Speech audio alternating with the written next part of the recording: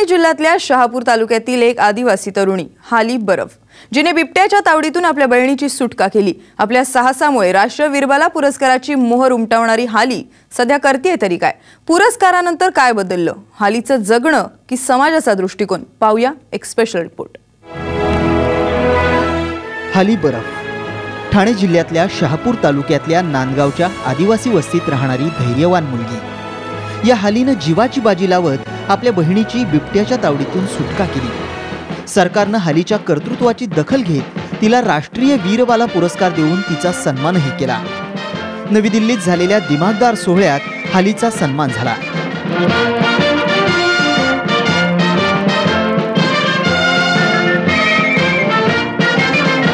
दारिद्र्याचे चटके सोसणाऱ्या हालीनं पहिल्यांदाच बाहेरचं जग पाहिलं।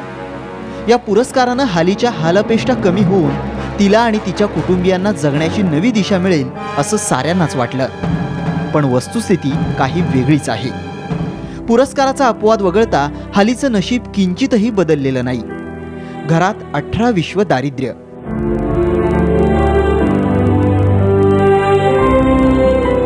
त्यात शिक्षणाचा उजेडच नसल्यानं अज्ञान ठासून भरलेलं। त्यामुळेच हालीच्या वडिलांनी वयाच्या 15व्या वर्षीच हालीचं लग्न लावून दिलं। ज्या वयात इतर मुलं खेळतात, बागडतात, आपल्या भविष्याबद्दलची नवनवी स्वप्न पाहतात, त्या वयात हाली मात्र मातृत्वाच्या कळा सोसतीये।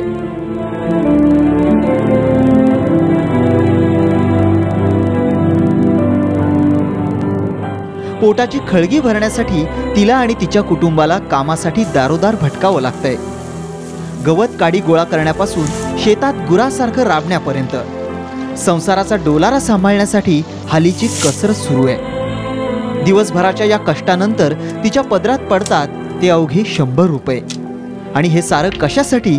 तर 2 वेळच्या अन्नासाठी। सध्या तू तुझ्या स्वतःच्या उपजीविकेसाठी तू काय काम करते आता? मजुरी। कोणाकडे मजुरीत जाते कामाला? किती मजुरी भेटते तुला? 100 रुपये। 100 रुपये। किती दिवसभर काम करते का? 100 दिवसामध्ये तुमचा भागतंय का 100 रुपयामध्ये?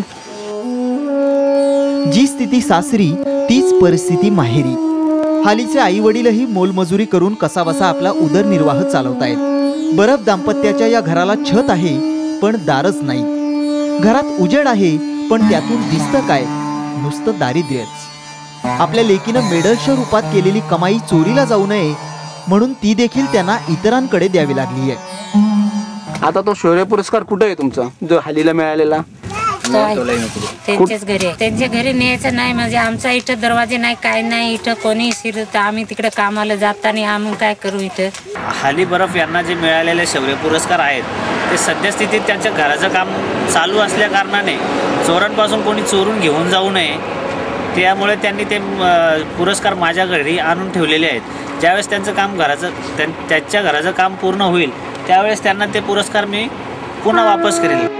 हालीचे वडील रघुनाथ बरफ रेल्वेत कामाला होते, पण एका अपघातात त्यांचा हात गेला आणि त्यांना रोजगारावर पाणी सोडावं लागलं। रेल्वे प्रशासनानं त्यांना कुठलीही मदत केली नाही। हालीच्या साहसावर पुरस्काराची मोहर उमटली आणि त्यांच्या मोडक्या संसाराला नवी उमेद मिळाली। पण शेवटी हाही आनंद क्षणिकच ठरला। साऱ्या देशासाठी अभिमान ठरलेली हाली आजही आपल्या पाठीवर हाल अपेष्टांचं ओझं घेऊन जगतीये। तिच्या या संघर्षमय कहाणीनं अनेक प्रश्न उपस्थित केले। सर्वात महत्त्वाचा प्रश्न म्हणजे केवळ पुरस्कार देऊन शासनाची जबाबदारी संपली का? आदिवासी समाजातलं अज्ञान कधी संपणार? आदिवासींच्या विकासासाठी कोट्यवधींची तरतूद केली जाते, मग हा पैसा जातो कुठे?